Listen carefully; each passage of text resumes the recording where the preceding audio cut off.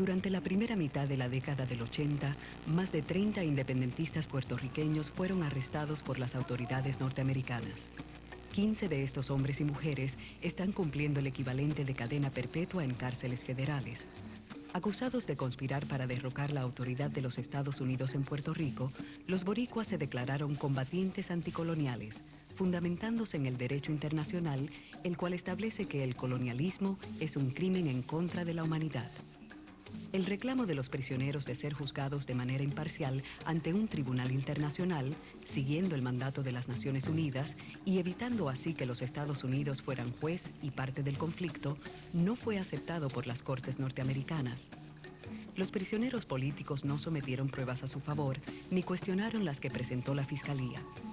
La sentencia colectiva ascendió a 981 años, un promedio de 65 años por prisionero. Este documental presenta las experiencias vividas por los 15 puertorriqueños y sus familiares al cabo de 16 años tras las rejas.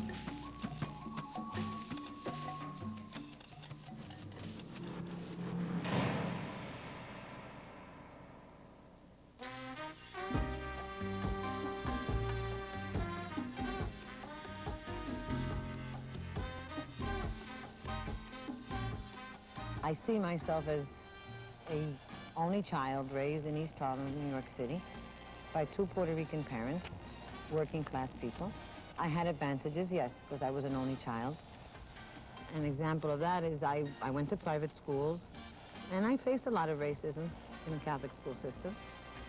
But more than that, I was involved in show business, and that in itself was an exposure for me because I began to see different elements of society. I wasn't aware of it then. Now that I'm older, I can reflect back and see how my parents' influence in me gave me the essence of that I am a Puerto Rican living in a society that is very racist.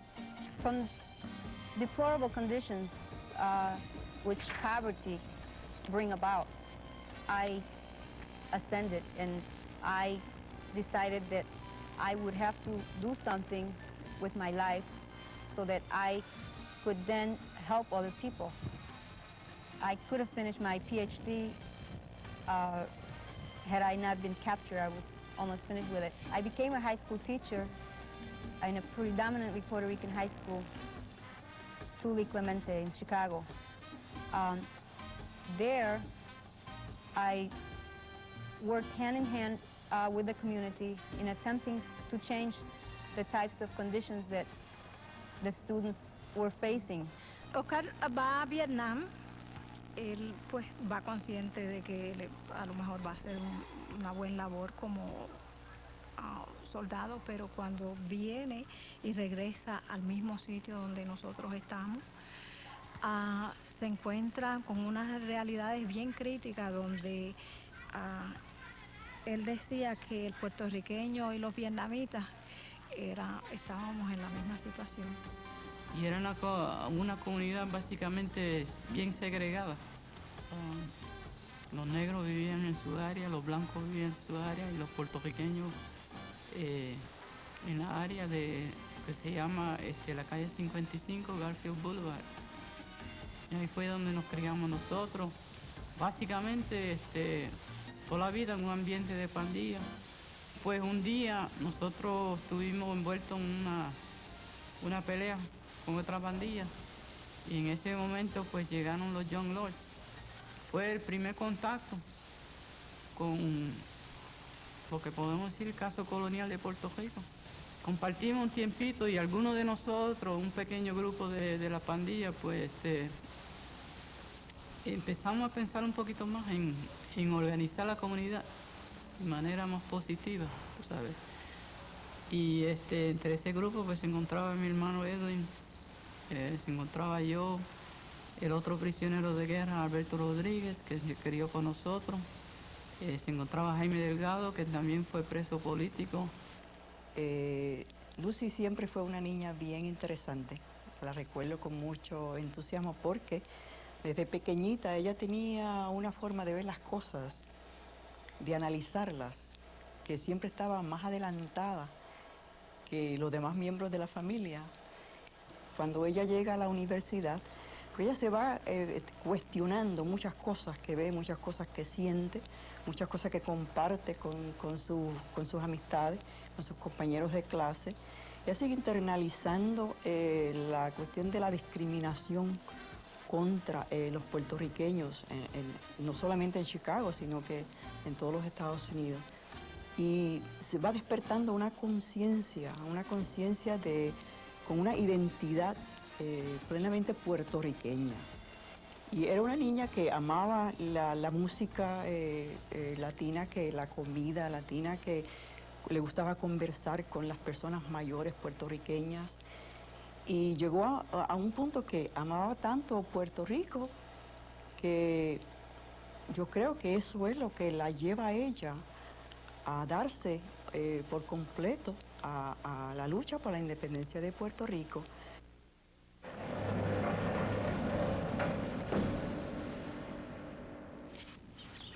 My name is Lucy Rodriguez, and on April 4th, 1980, I, along with other comrades, was arrested. Y eso fue un viernes y ya nosotros nos avisaron que tenían este grupo de puertorriqueños arrestados y nosotros con unos abogados fuimos a Evanston. Yo particularmente pedí ver a mi hija Lucy. En ese momento no sabía que Alicia había sido arrestada también. Me la trajeron unos 4 agentes federales. Yo la pude ver por 5 minutos, no la pude tocar ni nada. Solamente ella me dijo que todo estaba bien, que no me preocupara. En ningún momento yo sé que Alicia está arrestada en ese mismo sitio, ¿no? No es hasta el lunes que la llevan frente al juez que yo veo a Alicia. In 1981, I was captured. I was driving in Glenview, Illinois, and a rookie policeman saw 2 Puerto Ricans in a car, and we had stood like a fly in a stack of rice in Glenview, and he stopped us. He thought that we were doing something else. We were just driving. As a matter of fact, I had just taken a wrong turn, and when he stopped us, he did not know who it was. La policía no sabía quién era hasta bien entrada la noche. Y estamos hablando de que este arresto fue como a las 10 de la mañana, 9 a 10 de la mañana. Y es como prácticamente a las 12 de la noche que se sabe. Esa noche invadieron la casa nuestra. Nosotros nos dimos cuenta, ya nos estábamos acostados, que esto estaba sucediendo por la perra que empieza a ladrar. Había un promedio de como de 200 policías, todos armados, con metralladoras y todo esto. Y querían tomarnos la puerta. Ahora, al mismo tiempo que está sucediendo el arresto de Edwin, yo estoy trabajando en la universidad, una de las universidades allá en Chicago. Mi compañero de trabajo era Alberto Rodríguez, otro de los prisioneros de guerra. Entonces a la oficina de nosotros entró el FBI, un agente del FBI, pero sin identificarse. Y le había dicho a Alberto que había chocado contra el carro de él, que quería que él saliera para afuera, para mirar los daños y para llamar a la policía para hacer el reporte oficial. En eso él salen como, yo diría como un grupo de 10 a 15 agentes, todos armados, con cañones, escopetas de todo, chalecos, todo. Cuando él se acercó al carro, lo tiraron contra el carro y ahí mismo lo arrestaron. For 2 hours today, Channel 2's Jim Avila talked with 3 FALN members behind bars at their Metropolitan Correction Center. What did they say? Said quite a lot, as you'll see, Walter. The FALN is a secret underground army which since 1974 has used violence to achieve its goal of independence for Puerto Rico. In learning about my history, I have seen that the United States government has resorted to violence in an attempt to destroy us as a people and an attempt to destroy our nation. Our actions are not against the American people. And the government knows that, the FBI knows that. All you have to see is the list of the targets that they have to see that is not aimed at the American people. Where respect for human life is very important. We're not violent prone, none of those things. It has to look at that there has to be a very extreme, desperate situation that drives young men and women to take such extreme actions.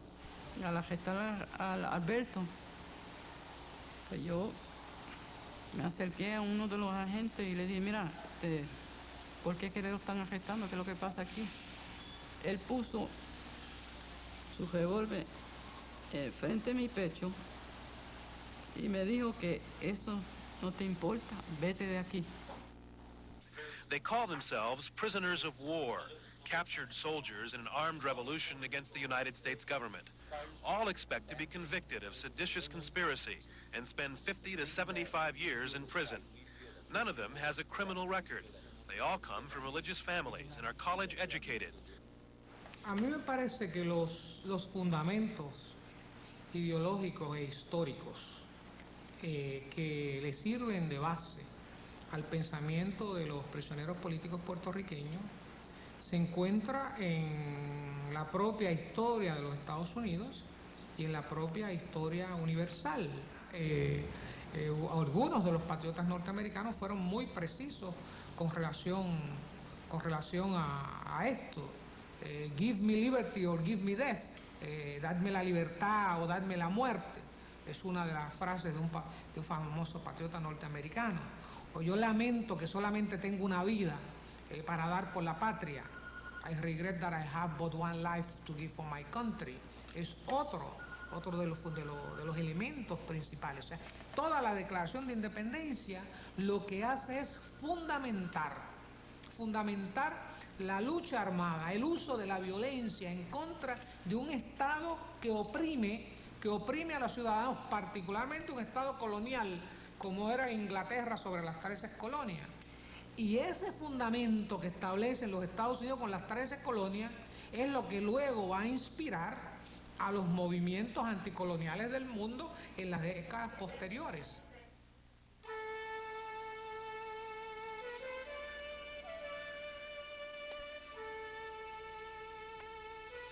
La mayoría de ellos, 13 de ellos.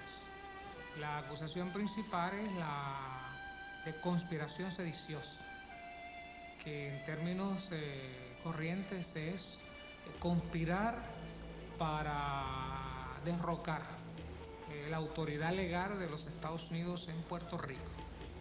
Es obviamente un cargo político que lo prueba el propio origen de las leyes de conspiración sediciosa que surgen en Estados Unidos durante la Guerra Civil Norteamericana, que se le aplica a los estados del sur para evitar que se separaran de los Estados Unidos. Yo no podía creer que en una corte en los Estados Unidos, donde supuestamente, ¿verdad?, eso lo ve uno en otros, o se dice que pasa en otros países, no en los Estados Unidos, fueran golpeados frente al juez y frente a un salón de corte donde está lleno de familiares, de amigos, simpatizantes. Todos los días el registro era increíble. Eso, ya que a algunas personas, y uno veía la diferencia entre los que entraban como estudiantes de las universidades que iban a ver los juicios y a nosotros en la forma que nos registraban. En el sistema judicial de Estados Unidos, la acusación de conspiración sediciosa no se da hasta la época del 30, cuando se usa específicamente en contra de los nacionalistas, de don Pedro Albizu Campos y los miembros del Partido Nacionalista en la década del 30. Y luego de que son juzgados y encarcelados, el cargo no vuelve a surgir hasta el 1950, cuando la revolución de Jayuya.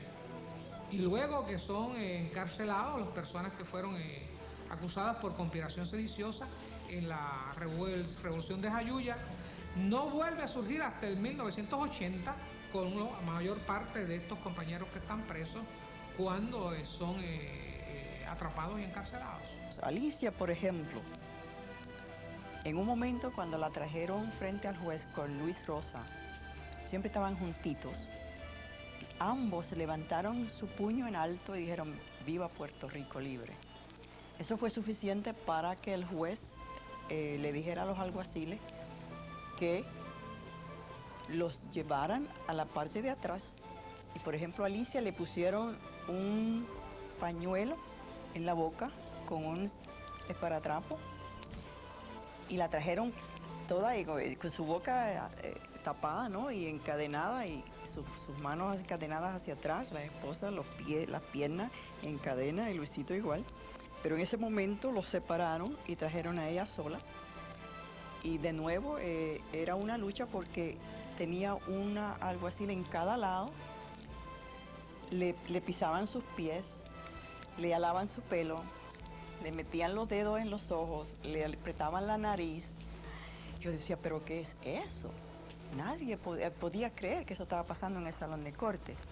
O sea, que el cargo de conspiración sediciosa históricamente en Puerto Rico se ha utilizado como un instrumento de represión en contra de los independentistas que aspiran a que cese el poder colonial de los Estados Unidos sobre Puerto Rico.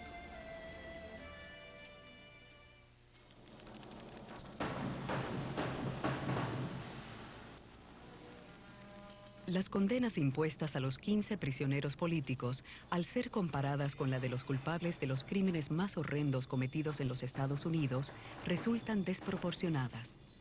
La sentencia promedio del conjunto de los prisioneros puertorriqueños es 5 veces más larga que la de un convicto de robo armado, 7 veces más larga que la condena impuesta a una persona convicta de asesinato en primer grado, 8 veces más larga que la condena que se impone a una persona encontrada culpable de ultrajar violentamente a una mujer, y 13 veces más larga que la que se impone a una persona convicta de participar en crimen organizado y extorsión. Lo extenso de las condenas es el reflejo de una situación colonial que perdura por casi un siglo, en la que los puertorriqueños en la isla y los que viven en el continente han estado sujetos a subordinación política y discrimen. El sistema judicial estadounidense parece castigarlos más por sus creencias políticas en favor de la independencia que por los actos por los cuales fueron convictos.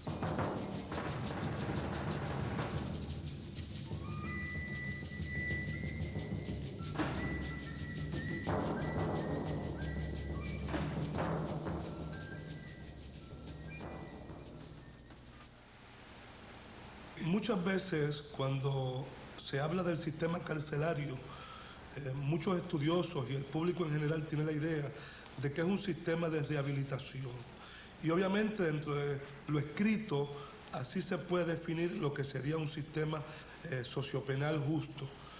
Pero definitivamente la realidad nuestra es otra muy distinta.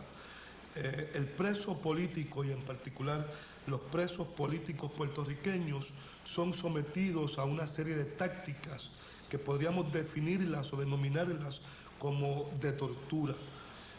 También cuando usamos el concepto de tortura, podría implicarse tortura física, agresión, pero en este caso particular, y lo que en mi particular estudio corresponde, estamos hablando de tortura psicológica.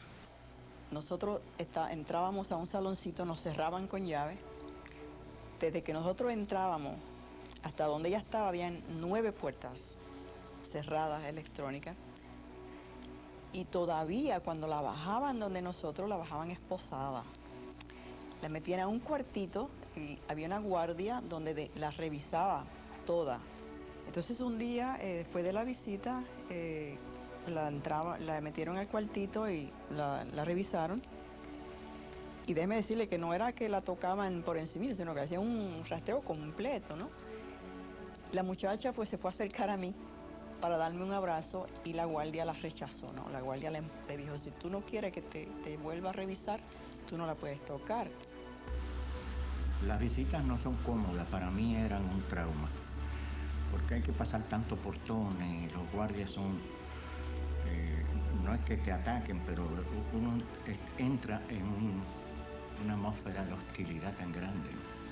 Con mi papá, con Oscar, pues es un poquito difícil en el sentido de que no hay visitas de contacto. Karina, la última vez que fue a Colorado fue con mi prima Lourdes y es bien difícil el tener ellos que jugar a través de un espejo. El no conocer qué es un abrazo de su abuelo, porque su abuelo choca con el cristal cada vez que quiere tocarla. Su abuelo tiene que besarla a través de un cristal. Tenían a mi hermano esposado, los brazos, y con la misma cadena, las piernas también esposadas. Y tenía que sentarse ahí, en un lugar definido por ellos, y no moverse de la silla de ese lugar. Esta tortura ha ido un poco más allá y se ha llevado en una forma organizada al mundo familiar del preso político. Fui a visitarlo después de la muerte de mi esposo para discutir el tema de su muerte. No pudo venir a Puerto Rico a su entierro ni estar en su lecho de muerte. Hicieron tan difícil el que él viniese aquí y costoso. Y a última hora fue que lo permitieron que viniera. Y a veces arreglos con aviones. Tenía que venir acompañado de 4 alguaciles. Uno tenía que pagar el viaje de los alguaciles. Y lo que podía estar es media hora, más o menos. Y venía encadenado y con el uniforme ese de mono que le ponen, amarillo. Y él me pidió que bajo esa circunstancia era tan degradante, no ya para él, sino para todos los amigos que se iban a encontrar allí, que no viniera. El peor de todo fue cuando lo cambiaron a él las navidades del año pasado, de Marion para Florence, todavía más lejos, más aislado de la familia, con luces encendidas toda la noche, ruido, completamente solo. Dejarlo largos periodos desnudos en un frío intenso, cambiarle las horas del desayuno, por ejemplo, a las 6 de la tarde el desayuno, a las 4 de la mañana el almuerzo, cosa de desubicarlo temporalmente. Yo recuerdo que una vez ella me decía que cualquier animalito que se metiera en la celda, porque era un sitio bastante metido por el campo, dice ella se divertía mirando cualquier animalito que se metía, porque era lo único que veía con vida, además de la guardia. Era el único contacto humano que ella tenía con esa guardia. El primer contacto físico fue en Leavenworth, cuando él estuvo en Chicago, en la prisión en la ciudad de Chicago, no hubo contacto físico. O sea, a él lo sentaban, pero nosotros no nos podíamos acercar, ¿okay? Aunque lo teníamos de frente, pero no podía haber contacto físico. Pero hablábamos. Después, cuando él fue prisionero en Leavenworth, Kansas, ahí sí pudimos por primera vez abrazarnos. Y fue algo bien emotivo, algo que hasta los mismos carceleros se dieron cuenta de la necesidad que había de ese contacto físico. Yo comparaba todo aquello con a veces en los aleros que hay en la prisión, uno veía pajaritos muertos y era que venían volando tan fuerte y chocaban con el cristal y ahí pues morían. Y yo decía, no, Dios mío, mi papá no le va a pasar eso, aquí él no va a morir, jamás.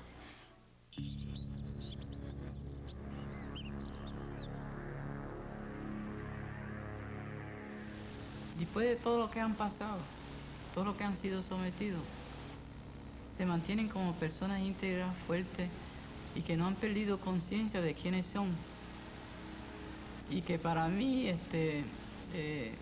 cuando salgan, no van a ser personas que van a estar encerradas en sus hogares y no ser algo positivo para su pueblo, para su familia, para su comunidad. Cuando ellas salgan de la prisión, ellas quieren venir a Puerto Rico quieren conocer más a fondo a los puertorriqueños aquí en Puerto Rico. Y yo creo que son mujeres maravillosas, ¿no? Mujeres que merecen el apoyo y merecen que nosotros de una manera u otra o hagamos algo, que hagan algo de acuerdo a las posibilidades, a sus conocimientos, que hagan algo para ayudar a sacarlas de la prisión. Nosotros necesitamos esa ayuda, necesitamos que el pueblo puertorriqueño nos apoye. Yo creo que estas personas no son criminales, ninguno de ellos es criminal. Se ha tratado como el peor criminal. Que el mundo está viviendo en una época de perdón político, vamos a ver. Mira lo que ha pasado en Palestina. Hasta los serbios y los croatas ahora están hablándose. En Irlanda, enemigos ancestrales de siglos y siglos, odiándose y matándose unos a otros, pues ya hay diálogo. La protesta que ellos creían que se debía hacer y que era la más efectiva en aquellos momentos, van a estar carcelados por unos periodos tan largos. No se juega. No hay razón para eso. Ellos llevan 15, 16 años. ¿Qué es lo que uno puede hacer? Ya es demasiado. O sea, es como, de verdad, se te rompe el alma de verlo.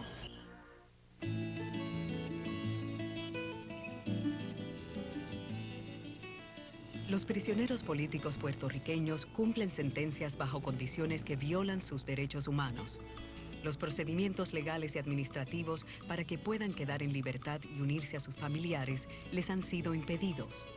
Conmovidos ante esta situación, organizaciones políticas, cívicas, religiosas, sindicales y personalidades públicas se han unido para solicitar un perdón presidencial. Animados por principios humanitarios y dejando a un lado sus diferencias, más de 50.000 puertorriqueños han endosado este reclamo, en una aspiración común que permita al fin el regreso de los 15 puertorriqueños a casa.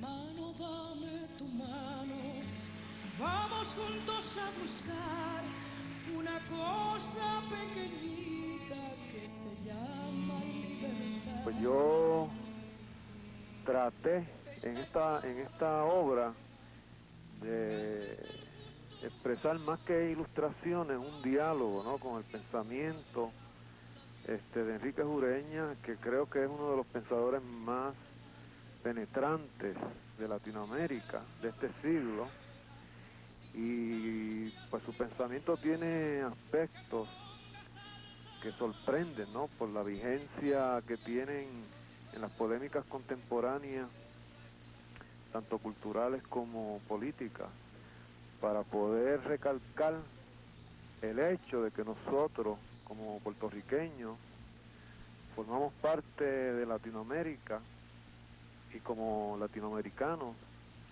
queremos, ¿no?, o intentamos tratar de desarrollar unas expresiones que no se queden solamente en lo latinoamericano, pero que surjan y partan primordialmente de nuestra realidad.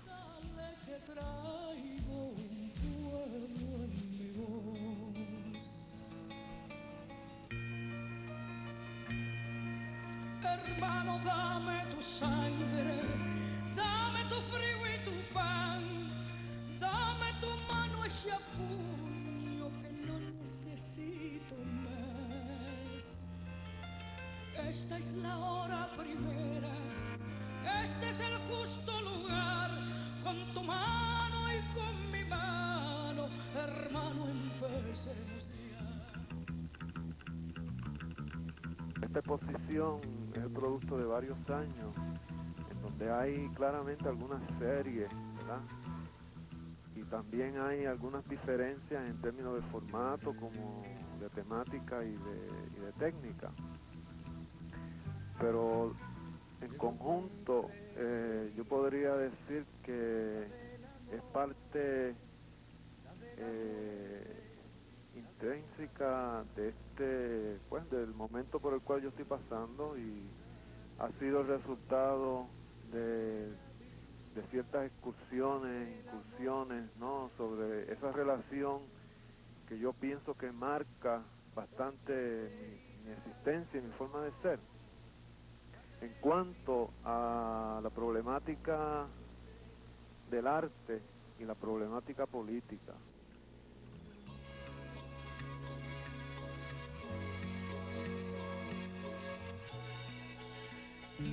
o sea que el individuo es una multiplicidad de almas, igual que la colectividad o la sociedad es una multiplicidad de individuos, y que entonces cuando uno hace una incursión en esta intersección, en esta zona, creo que en el arte o a través del arte se puede obtener una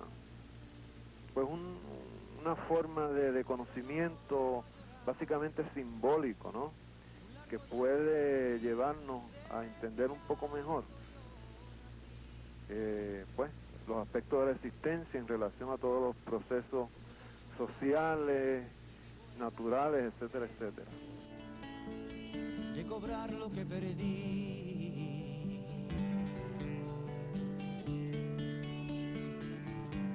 En la vida en la prisión, creo que la actividad artística es una de las cosas que más liberan a los presos, ¿no? Y el arte tiene ese poder, y creo que esa libertad que ofrece el arte es una de las más poderosas que existe.